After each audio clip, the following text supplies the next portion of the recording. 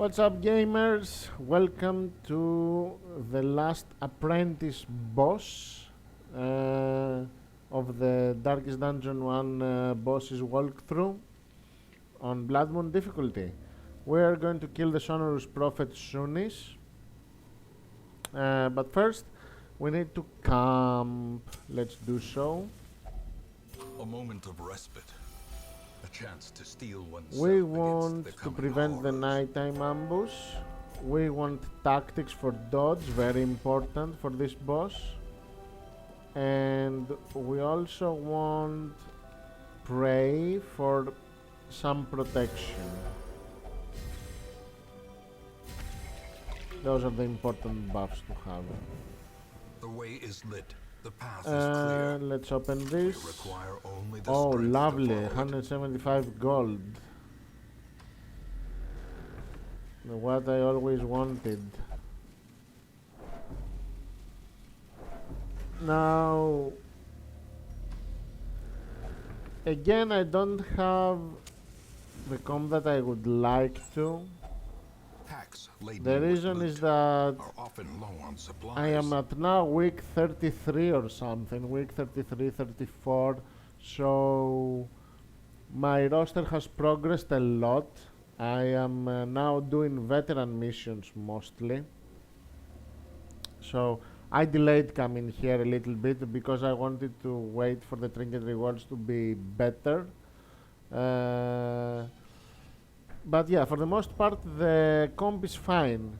I have the leopard like I wanted. I have the man at arms, who is very good soaker. The only thing is that I have the plague doctor. I wouldn't normally bring a plague doctor to the prophet. He's not doing much. The prophet has only one action per round, so your blights will only damage him once. The reason why the plague doctor is here is because I didn't have an available hound master. Normally I would bring a hound master, so that I can do big damage to him with the dog treats and the healer.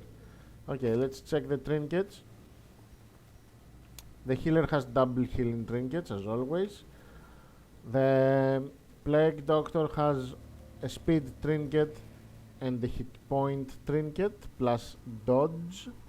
We want her to be a little bit tankier than usual because the prophet does big damage. My man at arms has the crescendo box for speed and a little bit of damage, plus the scouting stone for extra scouting. You, like I said in this game, you need one trinket to scout better the dungeon so that you can find those juicy secret rooms. And let's come to the leper. The reason why the leper is here is not because of his damage. You might find it actually peculiar that I brought a leper to the prophet, because the prophet is guarded by pews on the first, second, and third position, and he's at the fourth position where the leper cannot attack. But that's not entirely true. He cannot attack with his main abilities. However, he has this ability, Intimidate, which does damage to any position you want. But the damage is not the reason why you want Intimidate. It's not doing that much damage. The amazing thing about this ability is that it reduces the damage the enemy does, and at level 2 leper by 26% per intimidate rank on the boss. So the first time you cast intimidate, if he does not resist it, you will reduce his damage done by 26%. The second time this will be boosted to 52, and the third time to 80 something. So reducing his total damage done by 80% is huge.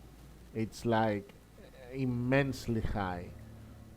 He will hit like a pussy, if you allow me the the expression.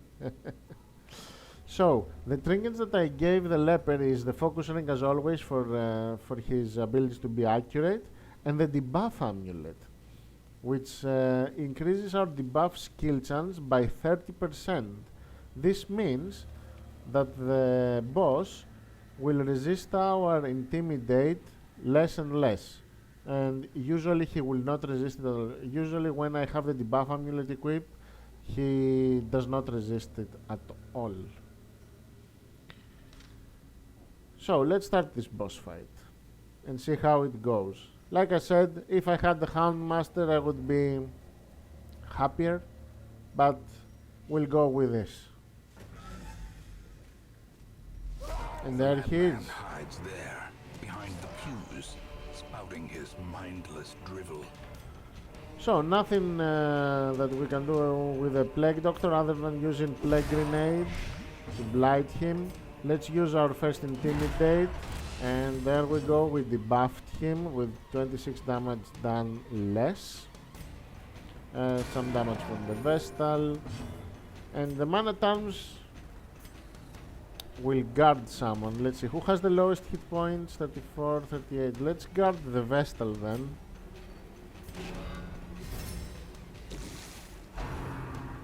Ion use stuns. Hopefully he won't stun my Man-at-Arms. There we go. We resisted it. We dodged because we have tactics from the camp. Like I said, tactics is a great ability to use before bosses. Not before every boss, but before most bosses.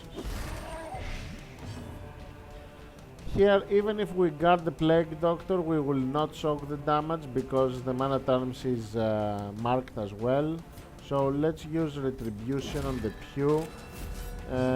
This way we will counter-attack him. More Intimidate, minus 52%. Excellent. A momentary abatement. There's a stun. Counter-attack. As you can see, he did only 5 damage to the Plague Doctor and 7 to the Man-at-Arms. He hits very low now. He's at minus 78% now. It's really low, the damage that you have to heal now. Compassion is a rarity in the fevered pitch of battle. Fulminate, we will counter-attack.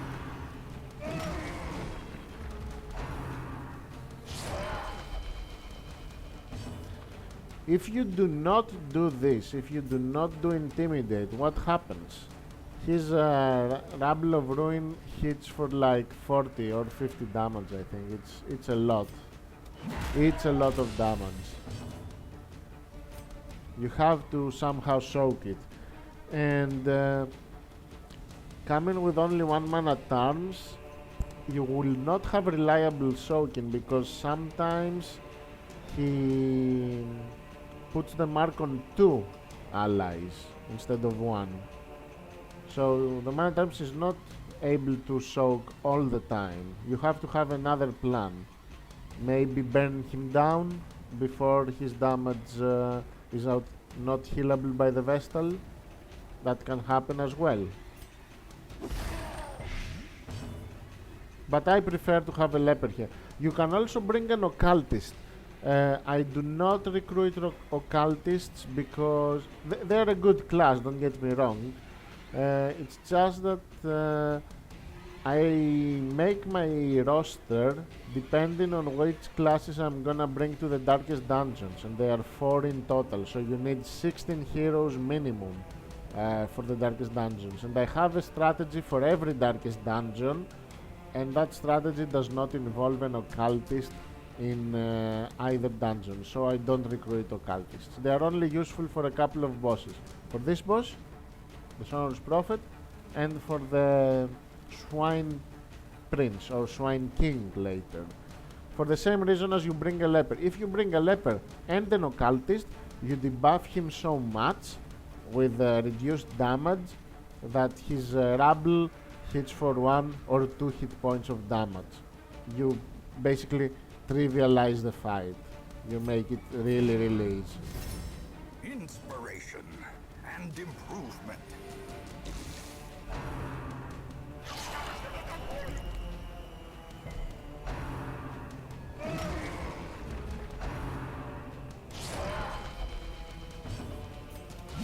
A powerful blow.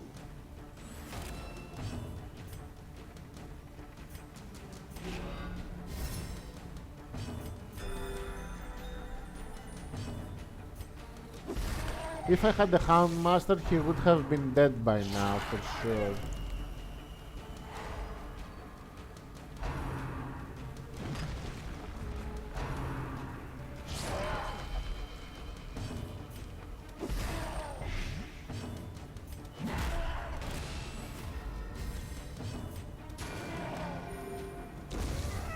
Did he foresee his own demise?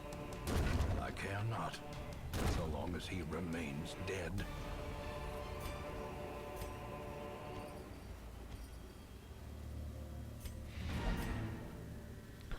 Okay, we finished all the apprentice bosses, people, including the crocodile from the courtyard. Next I will bring you veteran mode bosses. They don't change that much.